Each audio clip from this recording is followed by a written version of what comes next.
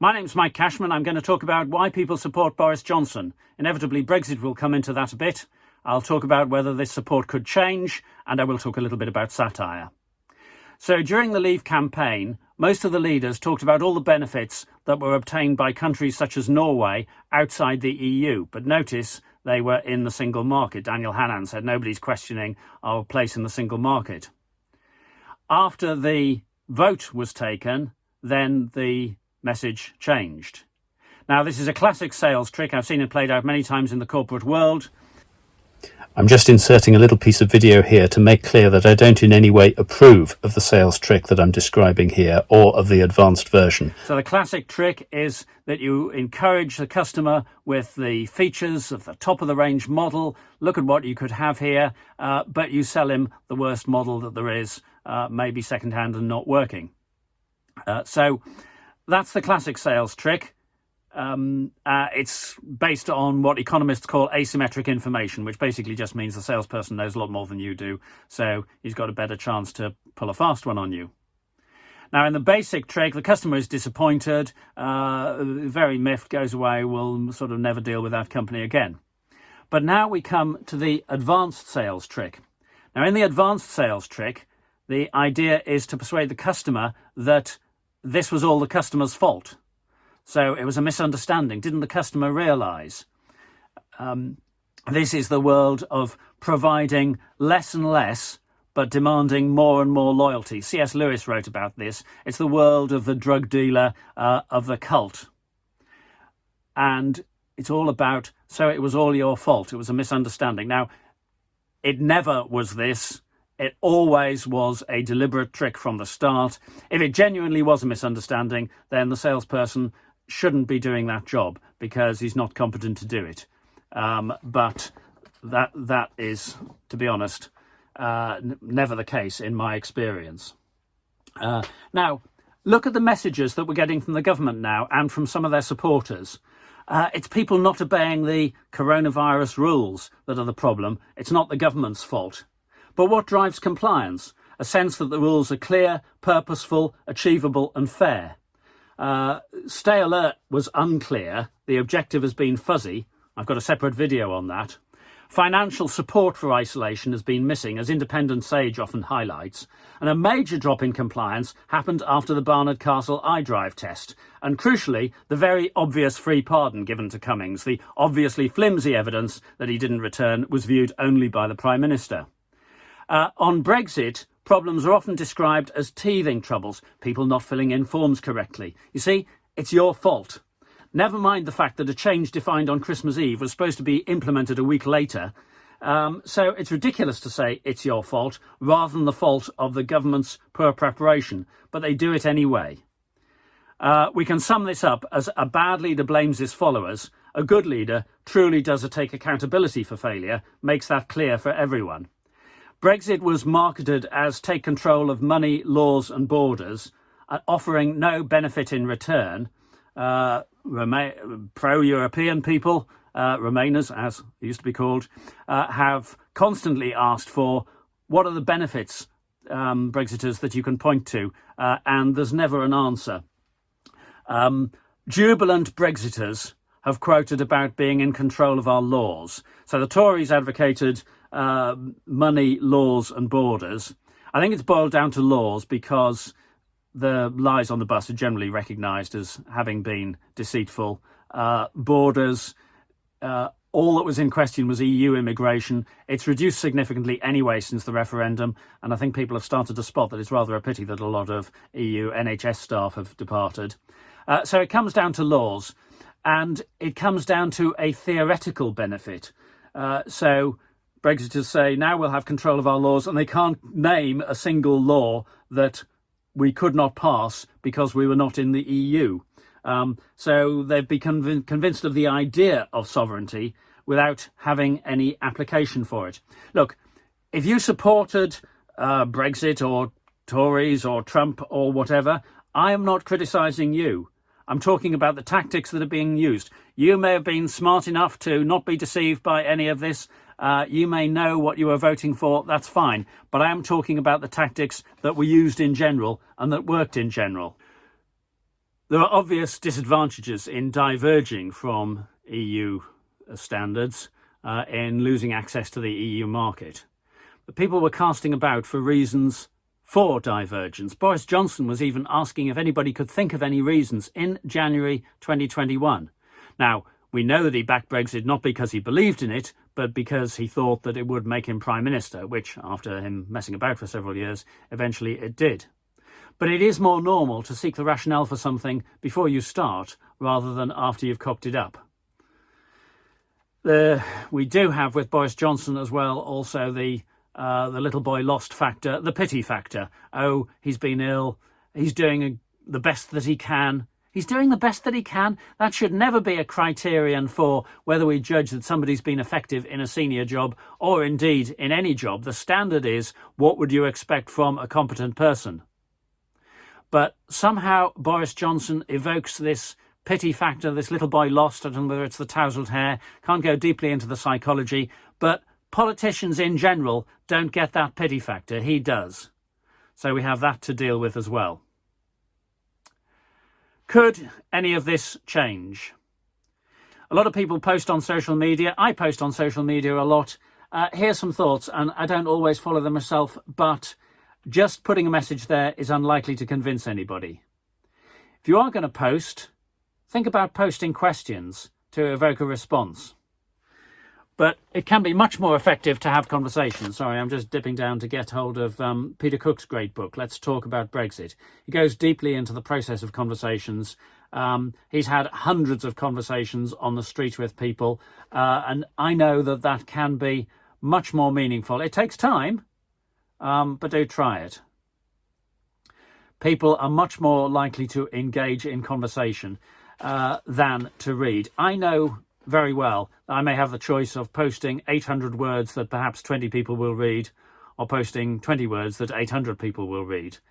The Tories and Brexit and Trump realised that short slogans can be effective. And fair enough, stay at home, protect the NHS, save lives. That one worked pretty well. A longer, more complicated message may not do so. Here's a tip. Don't suggest that the person that you're talking to has been fooled. They like to think that they're smarter than that, and to be fair, perhaps they are. So concentrate on the message and the campaign. Consider third parties. Do you think that the Tories have been successful with their tactics? Do you think that inaccurate advertising works? Do you think that people have been fooled? And the point of having a conversation is that you can judge what level to pitch the question at.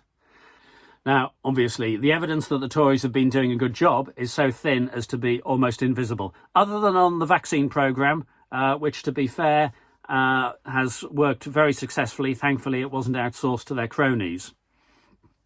Let me say something, though, about the message, the effect of satire. Satire wraps the message up in something that people can laugh at. I'm under no illusion that satire cuts through to those with opposing views and convinces them all the time. A lot of the effect of satire may be to maintain and boost morale on one's own side. And that's a good thing to be doing. Nothing wrong with that. But working with satire can be less adversarial. People may be able to laugh together. Heck, you can even ask your friend or relative if you think a particular piece is fair or accurate. You didn't write it. You can criticise it if you want, and then you can go and discuss something else. But you're exposing your friend or colleague or relative to ideas that they may not have encountered and that they may have closed their mind to. So I hope it's been useful anyway. If this is really the kind of, in a way, what we've been going through is the cause of the very first song, Brexitian Fantasy, that I wrote in Brexit's a Trick, Not a Treat, because we get right to the end, nothing really matters except sovereignty. And that was played out during the referendum campaign. It was about a month before the vote that the Leave campaign abandoned the economic argument. Project Fear, people have had enough of experts. Notice that is not entering into the argument. That's saying let's not have the argument, let's not have the discussion, because we know we lose it. And so 13th of June 2016, I wrote Brexitian Fantasy. and on the CD of I Don't Beg Pardon, for example, you can hear Lucia de Paiva-Kinch singing that wonderful song. So I'm not asking you to subscribe to my work at all. And by the way, I don't take any earnings from what I do here. I am asking for your money, but to, look, buy the books, because they're a source of satire. Here's Brexit's musical trick, full Brexit musical, using every major tune from Les Miserables. Leon Berger, John Asher, Zena Wigram and others, great singers, have recorded this on the CD, Brexit's musical trick. Mike, I haven't got a CD drive, I hear you say. Well, luckily, we've now got it on USB as well. And that was Brexit, but if you're looking for something more recent, we've covered 2020 with what the Sunday Times called Coronavirus the Musical. So the COVID-19 musical, I Don't Beg Pardon, I'm talking Bollocks from the Rose Garden. And we've got the lyrics there. We have the CD. And that too, breaking news, now available on USB. So no excuse. Buy this stuff. Enjoy it yourself. Give it to friends of similar mind. You can have a listen party, even if you're remote. But give it as a present to anyone who you want to challenge. The first two books are all about Brexit. This one is much more covering the aspects of COVID. And, you know, most of us can rejoice in the fact that Dominic Cummings has gone. So there is good stuff there. And all of the profits from the sale of all this stuff go to coronavirus charities. So in the first instance, it's the Disasters Emergency Committee with appeals in Yemen and elsewhere. I have worked on DEC projects in Kenya, Ethiopia, Nepal rebuilding after the earthquake, Sierra Leone for the eradication of Ebola. We had a lot of money from DFID and Irish Aid and the US government as well for that. But I know how rigorous DEC is ensuring value for money. So I can promise you that the profits from here that go to DEC, that money will be used effectively. I can say that from personal experience.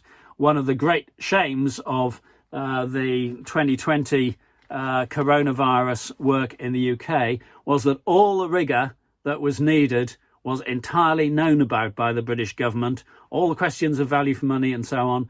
And unfortunately, all those messages were ignored. Now, partly the people who really knew about that stuff, Justine Greening, Rory Stewart, had been sacked from the party. But even so, the knowledge was there. What a shame it was ignored. But your money, if you buy this stuff, will go to coronavirus charities, will be monitored by the Disasters Emergency Committee, will be used well. And enjoy the songs as well. Let's hear Brexitian Fantasy.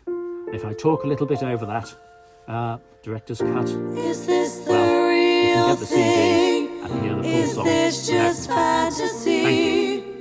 Caught in a farage, escaped from reality.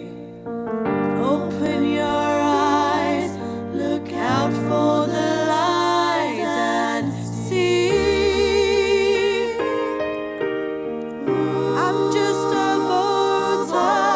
I need no clarity because I'm easy done, easy go. Boris high, sterling low. Anywhere the pound goes doesn't really matter to me.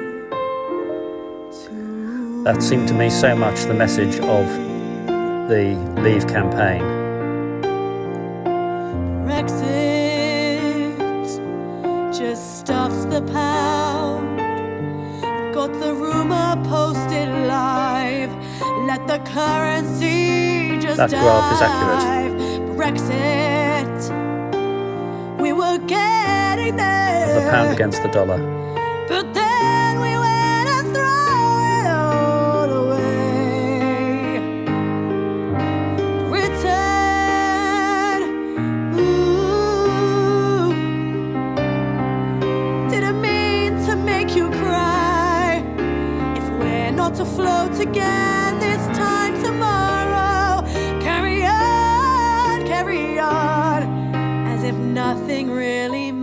Here's Lucia singing this song. She put heart and soul into it, the harmonies and everything.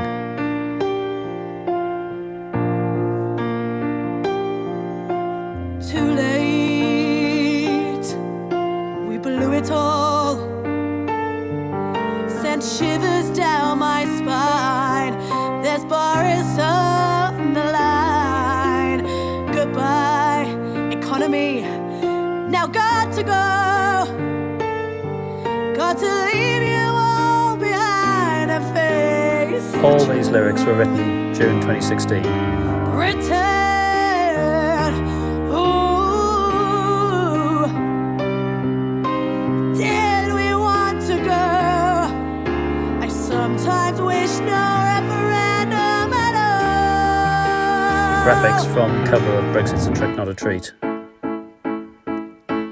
I see a little fantasy of a plan. Boris J, did you have a plan? Dango, fantasy financial, very insubstantial.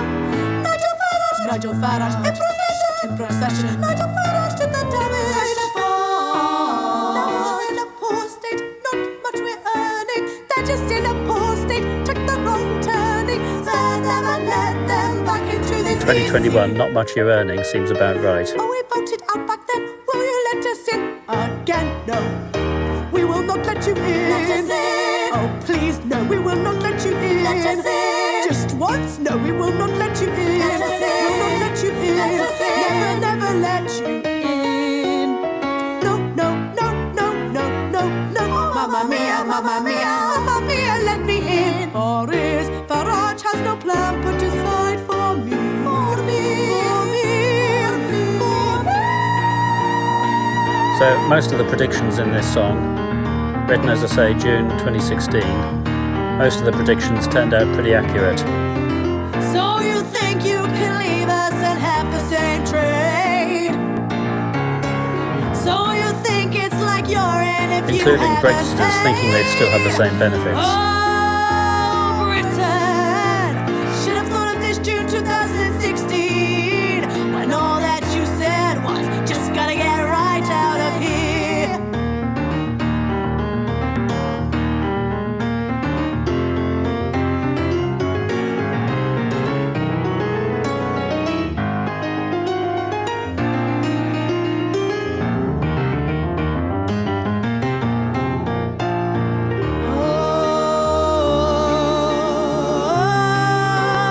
Oh yeah, oh yeah.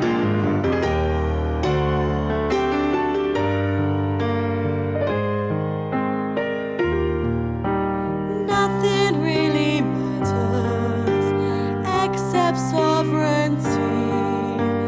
Nothing really matters. This seemed to me very much the Nothing really Leave campaign argument, nothing matters except sovereignty. And as it's played out, that seemed to be very much their ending position.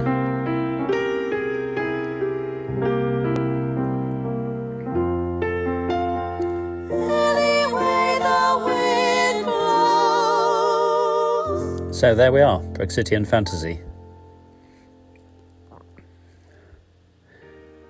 And this bit of the video is new, just to show all the things that we've done since then. 3 books, 2 of them recorded on CD, some of the major songs, a couple of dozen tracks in each case, and USBs.